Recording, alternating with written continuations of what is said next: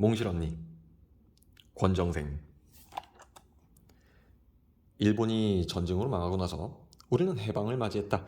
35년 동안의 서름을 한꺼번에 씻은 듯이 벗어 던진 듯이 모두가 들뜬 기분으로 얼마 동안 시끄러운 세상을 살아야 했다.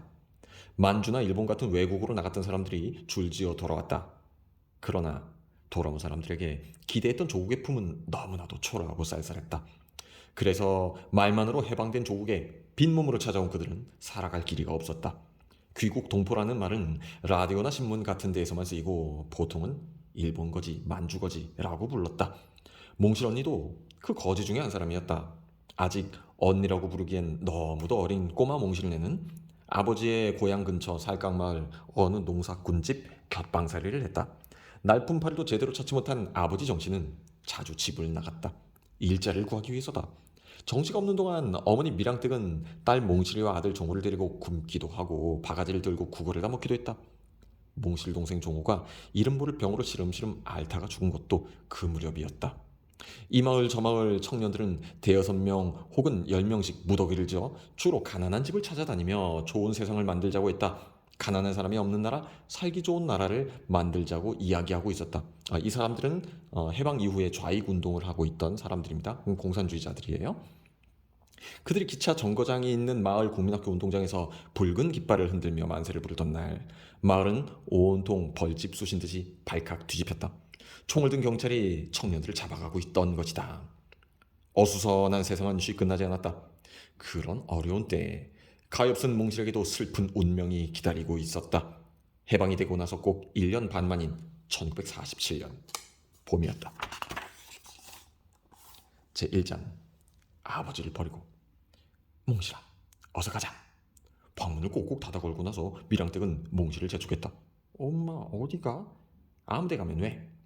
이제 가면 안 와? 미랑댁은 대답이 없다. 몽실은 궁금했다. 아무래도 이 길로 가면 영영 돌아오지 않을 것이라는 생각이 든다. 벌써 미랑댁은 몽실이 손을 잡고 살인문을 나선다. 끌려가면서 몽실은 무섭기도 했다. 주인집 식구들은 모두 들로 나가고 아무도 없다. 그런데 미랑댁은 흡사 도망을 치는 사람처럼 서두르고 있기 때문이다. 윗방 아줌마한테도 아무 말도 않고 가? 시끄럽다. 그냥 가면 되는 거다.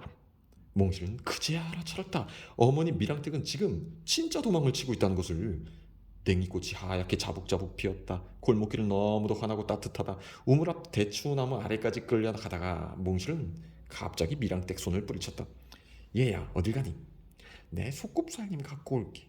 몽실은 하마터면 두고 가버릴 뻔했던 속곱을 가지러 뛰어갔다. 쥐란 담 밑에다 모아둔 사금팔이랑 병뚜껑, 구멍 뚫린 고무공, 조롬방 한 짝, 구질구질한 속곱살림은 건너집 희숙이와 같이 주워 모은 것이다. 그러나 몽실은 깡그리 혼자서 치맛자락에 쌌다. 그러곤 미랑댁에게로 달려갔다. 빨리 와. 그까지 깨진 사기 조각은 뭐더라고 올 거냐? 이거 내 살림이야. 몽실은 속곱을 싼 치맛자락을 꼭꼭 오불 쳤다. 그러고는 미랑댁의 손에 잡혀 종종 걸음으로 끌려갔다. 구불구불한 우찻길을 따라 십리를 가면 장터마을이 있고 기차 정거장이 있다. 거기서 기차를 탔다. 몽실은 그제야 아버지 생각이 났다. 엄마, 아버진? 말하지 마. 지금 아버지한테 가는 거다. 아버지한테? 그렇다니까. 미랑댁은 역정을 내면서도 차안에 있는 사람들이 들을까봐 작은 소리로 말했다. 비느자가 없어서 몽실은 줄곧 미랑댁 치맛자락을 붙잡고 서 있었다. 5정거장인지 6정거장인지를 지나서 내렸다. 생전 처음 보는 낯선 정거장이었다. 몽실이가 살던 곳의 기차 정거장보다 더 작고 더 보잘것없는 정거장이었다. 어떤 낯선 할머니와 몽실이와 미랑댁 셋이서만 내렸다. 대합실로 나가니까 웬 키 큰 남자가 우뚝 서 있었다. 얼굴빛이 검고 기운이 세 보이는 남자였다. 미랑댁이 고개를 숙이고 인사를 했다. 미랑댁은 전부터 알고 있었던 모양이다. 몽실은 왠지 그 남자 어른이 싫었다. 몽실아, 응? 미랑댁이 잠깐 망설이다가 몽실이 손을 정답게 쓸어주면서 말했다. 앞으로 아버지라고 불러야 해. 인사드려라. 몽실은 멍해지기만 했다. 여기가 낯선 곳이 아니고 이 남자와 어머니가 무섭지만 않다면 소리질러 울어버릴 것만 같았다. 그러나 몽실은 울지 못했다. 그렇다고 어머니 말을 그대로 고분고분 들어주지도 못했다. 한 달 전 돈 벌러 집을 나간 아버지가 커다랗게 떠올랐다. 엉덩이를 온통 누덕누덕 기어입은 바지가 그지없이 정답던 아버지였다. 자주 어머니와 싸우긴 했지만 역시 몽실의 진짜 아버지는 한없이 가난한 그 아버지 뿐이다.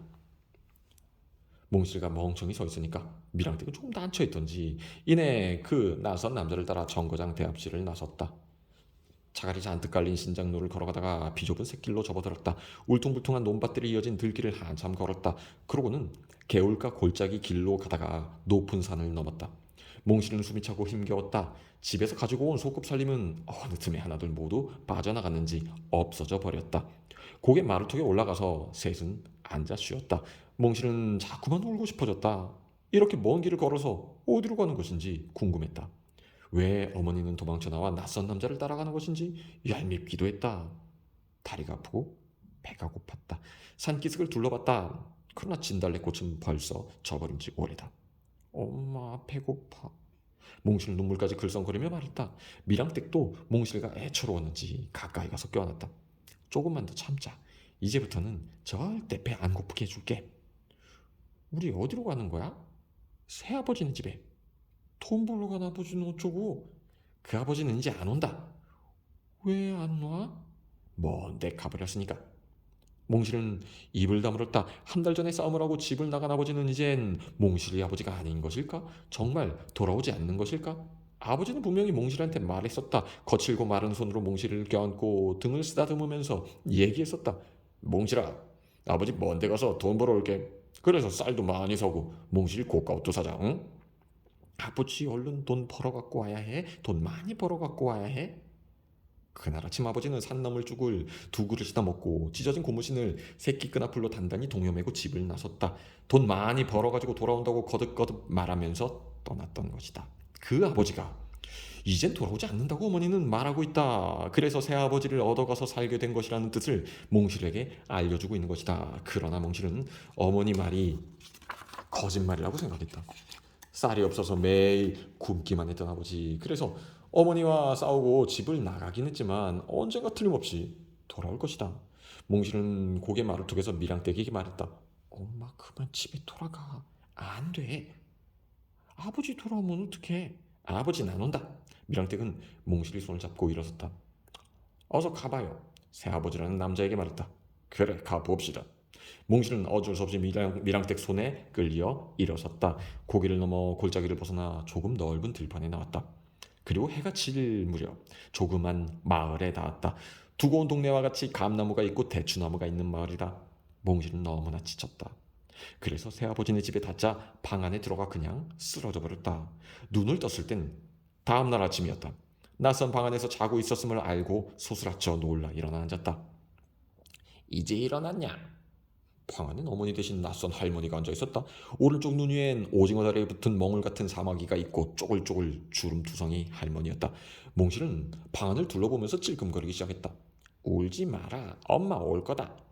할머니는 무척 마음씨가 좋은 것 같았다. 몽실의 손을 꼭 잡고 글썽거리는 눈물을 소매 끝으로 닦아준다. 그러면서 밖을 향해 소리쳤다. 애미 거기 있냐? 누군가 달려오는 소리가 났다. 그리고 방문이 열리고 미량댁이 들어왔다. 몽실아. 몽실은 반가움에 그만 미랑댁 품에 안겨 울었다.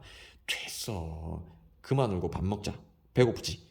저녁도 안 먹고 애한테 자버렸으니까. 몽실은 두 번, 세 번 미랑댁의 손을 쥐어보고 얼굴을 쳐다보면서 틀림없다는 것을 알고 안심을 했다. 미랑댁이 밥을 가지고 왔다. 어쩌면 놀랍게도 하얀 쌀밥에 생선 반찬까지 있지 않은가. 몽실은 그러나 밥이 잘 먹히지 않았다. 아직도 서먹서먹하기만 한 낯선 집에서 불안과 두려움이 가시지 않았기 때문이다. 조금만 먹고 숟갈을 놓으니까 미랑댁이 눈을 깜빡깜빡했다. 많이 먹으라는 눈짓이다. 그러나 몽실은 고개를 저었다. 미랑댁은 몹시 안타까운 듯이 나머지 밥그릇을 가지고 나갔다. 몽실과 미랑댁 뒤를 따라가려니까 할머니가 붙잡았다. 여기 앉아라. 몽실은 엉거주춤 할머니 앞에 앉았다. 나이가 몇 살이냐? 몽실은 잠깐 망설이다가 대답했다. 7살. 7살인데 이렇게 키도 크고 말도 잘하냐? 이제부터 여기서 나하고 사는 거다. 내가 몽실이 할미다. 알았니? 몽실은 가만히 고개만 끄덕였다. 그럼 나가서 놀아라. 몽실은 밖으로 나갔다. 마당이 훤히 넓은 집이었다. 그러나 쓸쓸하고 외로운 집이었다. 몽실아, 세수하자. 미랑댁이 우물가로 몽실을 데리고 갔다. 두레박으로 물을 길어 옹배기에 부었다. 몽실은 세수를 했다. 미랑댁은 행주치마로 얼굴을 훔쳐줬다. 몽실은 집 둘레를 한 바퀴 둘러보고 나서 어머니에게 조용히 물었다. 엄마, 아버지한테 정말 돌아가지 않아? 미랑댁은 낯빛을 무섭게 했다. 아버지는 먼데 가버리고 안 온다고 했잖니. 이제 아버지 몽실이 아버지가 아니고 여기 새아버지가 정말 아버지다. 알았니? 몽실 목에서 꺽꺽 막히는 덩어리를 삼키고 나서 고개를 떨구었다. 몽실은 이렇게 해서 그때부터 두 사람의 아버지를 갖게 되었다. 가난한 진짜 아버지를 버리고 조금 부자인 새아버지를 진짜 아버지처럼 생각하면서 살아야 했다. 덤으로 할머니도 생기고 남의 집 아랫방을 빌려 살던 것도 버리고 커다란 집에서 살게 된 것이다. 새아버지는 성이 김씨였다. 마을 사람들은 김씨를 김주사라 불렀다. 김주사는 원래 부인이 있었지만 병으로 죽고 호라비로 살다가 이렇게 몽실의 어머니에게 새로 장가를 든 것이다. 이 산골 마을 이름은 뎃골이라 했다. 뒷산 골짜기로 보리뚝나무가 무성하여 달밤엔 은빛 잎사귀가 아름다웠다. 뎃골 아주머니들이 몽실에게 물었다. 내 이름이 뭐냐? 정몽실이여요. 정몽실이? 마을 아주머니들은 뜻있는 웃음을 웃으며 고개를 끄덕였다. 그날 미랑댁은 조용한 곳에서 몽실에게 가르쳤다. 누가 묻거든 이제부턴 김몽실이라 대답해야 한다. 왜 엄마? 정씨아버지는 이제 참아버지가 아니라고 했잖니. 내 성도 이젠 김가야? 그래, 김가다. 몽실은 정이라는 성을 버리고 김이라는 성을 가지게 되었다. 김몽실. 아무래도 서툴고 이상했다. 그러나 날이 가면서 몽실은 대골 마을에 익숙해지고 버려두고 온 옛날 집은 차츰 잊어갔다. 진짜 아버지라고 고집을 부리던 정씨 아버지도 잊어버리고 굶는 날이 많고 산나물 죽으로 목숨을 이어오던 가난도 머릿속에서 사라져갔다. 1년이 지나자 몽실은 행복해졌다. 이젠 몽실은 완전히 대골 김주산의 딸이 되었다. 할머니도 진짜 할머니가 되었고 마루가 있고 감나무 대추나무가 있는 커다란 집이 몽실이네 집이 되었다. 그 1년이 되던 5월에 미랑댁은 귀여운 아기를 낳았다. 예쁜 사내아이였다. 몽실은 새로 태어난 아기를 보자 갑자기 옛날이 되살아났다. 몽실에게는 사내 동생이 하나 있었다. 정씨 아버지의 아들인 진짜 몽실 동생이었지만 어릴 때 몹시 앓다가 죽은 것이다. 새로 태어난 아기 때문에 되살아난 동생과 그 동생의 죽음이 어렴풋이 떠오르면서 몽실은 저도 모르게 외로워지는 것이었다. 1년 전에 김주산의 집에 왔을 때의 그 서먹서먹하던 마음처럼 모든 것이 낯설게 느껴지고 있었다.